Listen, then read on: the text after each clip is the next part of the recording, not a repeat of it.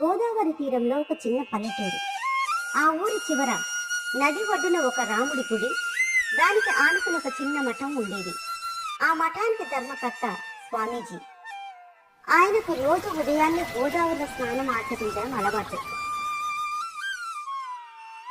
ఒకనాడు స్వామీజీ స్నానానికి వెళ్తుండగా, శుద్ధ బ్రహ్మ పరాత్పర రామ కాళాత్మక పరమేశ్వర రామ శేషతల్ప సుఖ నిద్రిత రామ బ్రహ్మాద్యామర ప్రార్థిత రామ రామ రామ జయ రాజా రామ రామ రామ జయ సీతారామ.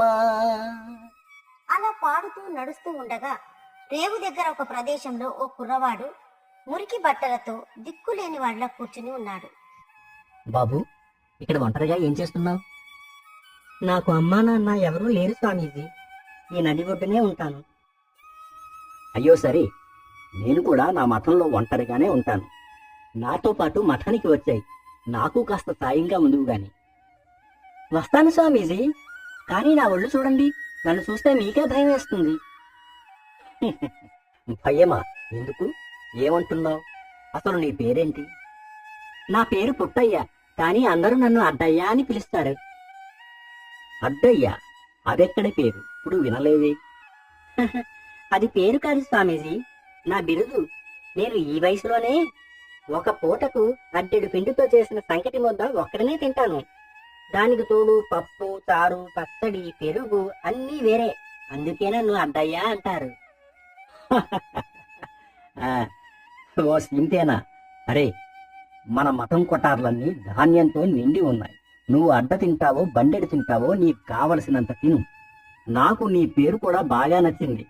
రా అడ్డయ్యా, ఇక నుంచి నీకు తిండికి లోటు ఉండదు. అడ్డయ్య మఠానికి చేరాడు. వాడు చెప్పినట్టే మహా తిండిపోతాడు, కానీ పనిలో కూడా చురుకే. స్వామీజీ ఏ పని చెప్పినా చేసి పెట్టేవాడు. స్వామీజీ, మీరు ఎంత పని చెప్పినా చేస్తాను, కానీ తిండి విషయంలో మాత్రం మొహమాటం లేదు. నాకు ఆ అడ్డ సంకటి ముద్ద పడాల్సిందే. తప్పకుండా బాబు, కానీ మన మఠానికి ఒక నియమం ఉంది. ఏమిటది? నెలలో 2 సార్లు ఏకాదశి వస్తుంది. ఆ రోజు మనం ఉపవాసం ఉండాలి. మఠంలో పొయ్యి వెలగరాదు. ఉపవాసమా? అంటే పస్తు ఉండాలా? అవును, ఆ ఒక్కరోజు ఆకలిని ఓర్చుకోవాలి. నెలలో 2 సార్లా? అయితే నమస్కారం స్వామీజీ, నేను వెళ్ళిపోతున్నాను. అరే ఆగు, ఎందుకు? 15 రోజులకు ఒక్కరోజే కదా, పండ్లు పాలు తీసుకో. లేదు స్వామీజీ, నా వల్ల కాదు, నాకు సంకటి ముద్ద పడాల్సిందే. సరేలే, ఒక పని చెయ్యి. మఠంలో పొయ్యి వెలగదు, అది శాస్త్రం. కానీ నీకు కావలసిన బియ్యం, పప్పు, కూరలు ఇస్తాను. నువ్వు మఠానికి దూరంగా అడవిలోకి వెళ్ళి అక్కడ వండుకొని తిను, సరేనా? ఇది బాగుంది స్వామీజీ, అయితే నాకు సమ్మతమే. ఏకాదశి రోజు రాణి వచ్చింది. అడ్డయ్య సరుకులు తీసుకుని అడవికి బయలుదేరుతుండగా స్వామీజీ ఆపారు. ఆగు అడ్డయ్య, ఇంకో ముఖ్యమైన నియమం. మనం ఏది తిన్నా ముందు మన రామస్వామికి నైవేద్యం పెట్టి తినాలి. నైవేద్యమా? అంటే స్వామివారు నిజంగా వచ్చి తింటారా? వెళ్ళివాడా, దేవుడు అలా రాడు, అది కేవలం ఒక భావన. వంట సిద్ధమయ్యాక ఆకుపరచి 2 చేతులు జోడించి రామా భోజనానికి రండి అని మనసులో పిలవాలి. అంతే, ఆ తర్వాత నువ్వు తినేయి. ఈ మాత్రం నియమం పాటిస్తావు కదూ? ఓ సింతేనా? సరే, అలాగే చేస్తానులేండి. అడ్డయ్య అడవిలోకి వెళ్తాడు. కట్టెలు పోగు చేసి పొయ్యి రాజేసి గిన్నెడు సంగటి పప్పు వండాడు. ఒక పెద్ద అరిటాకు పరిచి దానిపై వేడివేడి సంగటి ముద్ద, పప్పు వడ్డించాడు. ఓ స్వామీజీ గారి రామస్వామి, వంట సిద్ధంగా ఉంది, దయచేసి వచ్చి తినండి. అదే క్షణం వైకుంఠంలో, స్వామి ఎక్కడికి బయలుదేరారు? నా భక్తుడు ఒకటి పిలుస్తున్నాడు, ఇప్పుడే వెళ్ళి వస్తాను. ఇక్కడ అడవిలో అడ్డయ్య కళ్ళు తెచ్చేసరికి ఎదురుగా దైవ కళ ఉట్టిపడే ఒక మనిషి నిలబడి ఉన్నాడు. నేను స్వామీజీ గారి రామస్వామి. ఓహో, నువ్వా?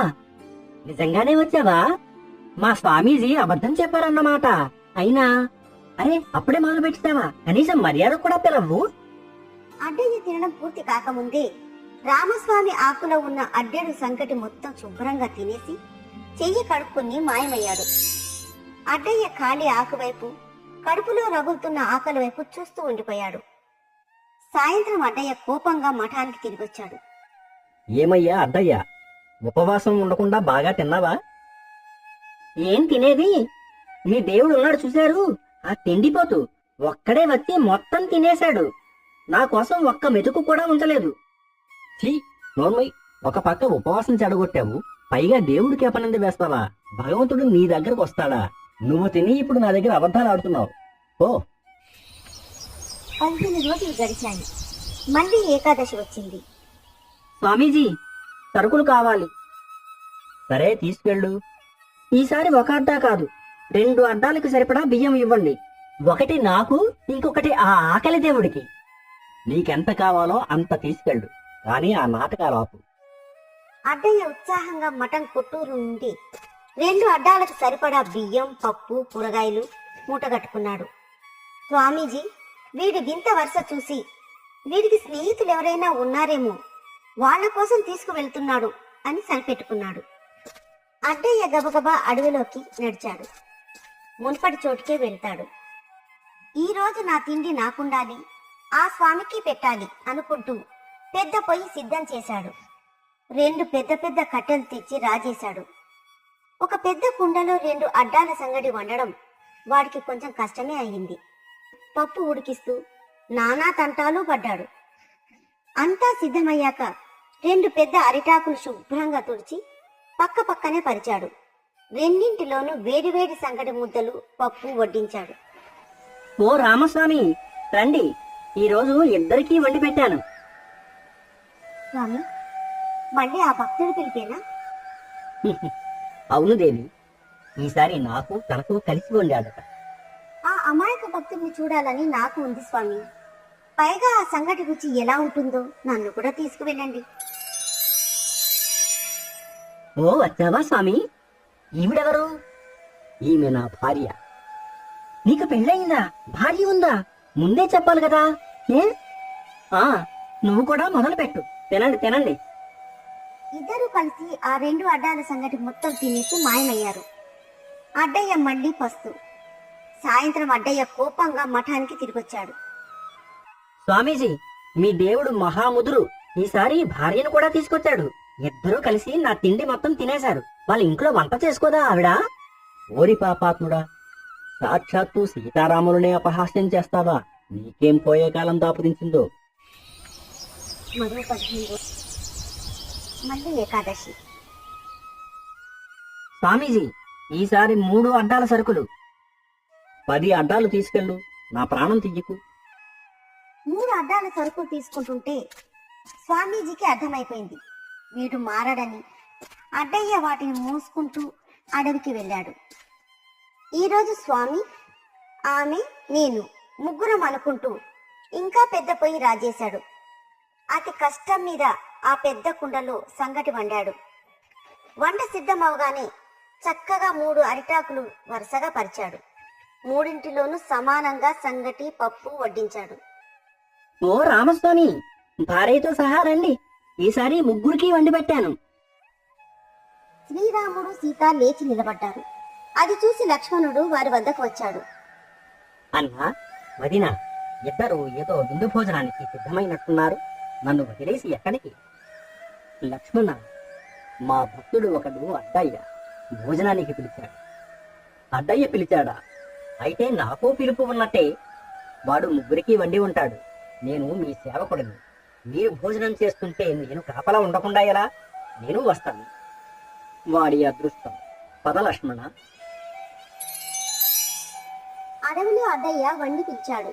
ఈసారి రాముడు, సీతతో పాటు లక్ష్మణుడు కూడా వచ్చాడు. అద్భుతం! ఈ కొత్త మనిషి ఎవరు? నా తమ్ముడు. భలే ఉంది నీ కుటుంబం. అసలు మీ ఇంట్లో ఎంతమంది? ఒక చిట్టా ఇస్తే దాన్ని బట్టి వండి పెడతాను కదా. ముగ్గురు కలిసి మొత్తం తినేసి వెళ్ళిపోయారు. 4వ ఏకాదశి. స్వామీజీ, 4 అడ్డాల సరుకులు. ఈసారి అడ్డయ్య 4 అడ్డాల సరుకులు అడిగేసరికి స్వామీజీ మారు మాట్లాడకుండా ఇచ్చేశాడు. వీడు ఏదో భజన బృందానికి భోజనాలు పెడుతున్నట్టున్నాడు అని నిట్టూర్చాడు. అడ్డయ్య అడవికి వెళ్ళాడు. ఈ రోజు నలుగురికి అంటూ పెద్ద పెద్ద దుంగలు తెచ్చి పొయ్యి రాజేశాడు. ఒక బానంత కుండలో సంగటి వండడం మొదలు పెట్టాడు. అబ్బా, ఎంత పనైపోయిందిరా బాబు అని వాపోతూ చెమటలు కక్కుతూ వంట పూర్తి చేశాడు. 4 పెద్ద అరిటాకులను పక్కపక్కన పరిచి అన్నింటిలోనూ సంకటి ముద్దలు పప్పు వడ్డించాడు. ఓ రామస్వామి, మీ భార్యతో తమ్ముడితో సహా కలిసి రండి. నలుగురికి వంట సిద్ధం చేశాను. రాముడు, సీత, లక్ష్మణుడు ముగ్గురు బయలుదేరారు. వైకుంఠ ద్వారం వద్ద హనుమంతుడు వారిని చూశాడు. ప్రభు, స్వామి, తల్లి, మీరంతా కలిసి ఒకేసారి ఎక్కడికి వెళుతున్నారు? హనుమ, మా భక్తుడు అన్నయ్య భోజనానికి పిలిచారు. మీ భక్తుడా? మీరు భోజనం చేసే చోట మీ సేవకుడైన నాకు స్థానం లేదా? నన్ను పిలవలేదా? శాంతించు హనుమ, వాడు నలుగురికి ఉంటాడు. ఆ 4వ వాడికి నువ్వే పద. జై శ్రీరామ్. ఈసారి రాముడు, సీతమ్మ, లక్ష్మణుడితో పాటు హనుమంతుడు కూడా వచ్చాడు. ఓహో, ఈయన భలే తినండి. మీరంతా కలిసి నన్ను పస్తు పెట్టడానికి పుట్టారు. నలుగురు కలిసి ఆ 4 అడ్డాల సంకటిని క్షణాల్లో తినేసి మాయమయ్యారు. అడ్డయ్య మళ్ళీ పస్తు. 5వ ఏకాదశి. స్వామీజీ, 5 అడ్డాల సరుకులు. ఈసారి అడ్డయ్య అడవికి వెళ్ళాడు కానీ వంట చేయలేదు. బియ్యం, పప్పు, కట్టెలు అన్ని ఒక దగ్గర కుప్పగా పోసి దూరంగా ఒక రాయి మీద కూర్చున్నాడు. యథావిధిగా నలుగురు ప్రత్యక్షమయ్యారు. ఏమయ్యా అడ్డయ్యా, వంట ఇంకా వండలేదా? వండలేదు, వండను. నా వల్ల కాదు. ప్రతిసారి నేనే వండాలా? మీరంతా తినాలా? ఇదిగో కట్టెలున్నాయి. మీ తమ్ముణ్ణి కొట్టమను, పొయ్యి రాజేయమను, మీ ఆవిడని వంట చేయమను. నువ్వు ఆమెకి సాయం చెయ్యి. అంతా అయ్యాక ముందు నా అడ్డావాట నాకు పక్కన పెట్టి ఆ తర్వాత మీరంతా తినండి. నేను అక్కడ కూర్చుంటా. అడ్డయ్యా, 4 ఏకాదశుల నుంచి నీ చేతి వంట తింటున్నాం. ఈ రోజు మేమే నీకు వండి పెడతాం. లక్ష్మణ, హనుమ, కట్టెలు తీసుకురండి. దేవి, వంట ప్రారంభిద్దాం. కొద్దిసేపట్లోని ఆ దైవ స్వరూపులు అద్భుతమైన వంటకాలు సిద్ధం చేశారు. వాసన అడవి అంతా వ్యాపించింది. తయారైనట్టుంది. ముందు నా వాటా అడ్డా నాకు ఆకులో వేయండి. ఆగు అడ్డయ్యా, నువ్వు మాకు పెట్టే ముందు నీ స్వామిని తలుచుకున్నావు కదా, అలాగే మేము తినే ముందు మా స్వామికి నైవేద్యం పెట్టాలి. అది మా నియమం. మీకు ఓ స్వామి ఉన్నాడా? ఎవరు? ఇప్పుడేమైనా అతను వస్తాడా? ఓం నమ శివాయ. అఖిలాండ కోటి బ్రహ్మాండ నాయక, మా నైవేద్యం స్వీకరించండి. ఒక్కసారిగా ఆకాశం మేఘావృతమైంది. డమరుక నాదాలు వినిపించాయి. అడవి మొత్తం దైవ తేజస్సుతో నిండిపోయింది. వారి ముందు సాక్షాత్తు పరమశివుడు, పార్వతీదేవితో సహా సమస్త గణాలతో ప్రత్యక్షమయ్యాడు. ఆ అడవి మొత్తం దేవతలతో కిక్కిరిసిపోయింది. అడ్డయ్యకు భయంతో వణుకు పుట్టింది. ఏం జరుగుతుందో వాడికి అర్థం కాలేదు. శ్రీరామచంద్ర, నీ పిలుపు అందుకున్నాను. శివుడు నైవేద్యం నుండి ఒక్క మెతుకు తీసి అడ్డయ్యకు ఇచ్చాడు. అయ్యో, ఇది ఏకాదశి. నేను పర్వాలేదు అడ్డయ్యా, ఇది ప్రసాదం, తీసుకో. అడ్డయ్య ఆ మెతుకు నోట్లో వేసుకోగానే వాడి కళ్ళ ముందు మాయపొర తొలగిపోయింది. వాడికి ఎదురుగా ఉన్నది సాక్షాత్తు శ్రీరామచంద్రుడు, సీతమ్మ తల్లి, లక్ష్మణుడు, హనుమంతుడు, వారందరినీ దీవిస్తున్న పరమశివుడు. ఆ దివ్య దర్శనానికి వాడికి స్పృహ తప్పింది. స్వామి, నన్ను క్షమించు తండ్రి. నిన్ను గుర్తుపట్టలేకపోయాను. నిన్ను తిండిపోతూ అన్నాను. ఎంత పాపం చేశాను. లేదు అడ్డయ్యా, నువ్వు నన్ను పిలిచిన పిలుపులో కర్మశం లేదు, అమాయకత్వం ఉంది.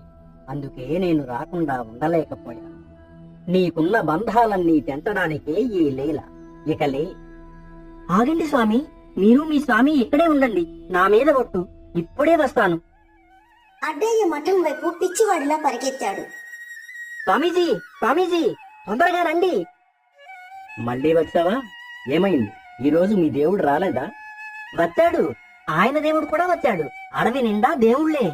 నమ్మండి, త్వరగా రండి. నీకు మర్చిపోయింది, నేను రాను. స్వామీజీ, నేను అబద్ధం చెప్పడం లేదు. దయచేసి రండి. ఈ అవకాశం పోగొట్టుకోకండి. అడ్డయ్య కళ్ళలోని నిజాయితీని, ఆతృతను చూసి స్వామీజీ వాడి వెనక అడవిలోకి పరిగెత్తాడు. అక్కడికి చేరిన స్వామీజీ ఒక్కసారిగా నిశ్చేష్టుడయ్యాడు. ఆయన జీవితాంతం ఏ రాముడి విగ్రహానికి పూజ చేశాడో, సీతా లక్ష్మణ హనుమ సమేతుడై పరమశివుడితో పాటు కలిసి ఆయన కళ్ళ ముందే నిలబడి ఉన్నాడు. ఆ దివ్య తేజస్సును చూసి స్వామీజీ కళ్ళ నుండి ధారగా నీరు కారింది. నా రామ, నా తండ్రి. స్వామీజీ రాముడి వైపు నడిచి ఆయన పాదాలకు నమస్కరించబోయి ఒక్క క్షణం ఆగిపోయారు.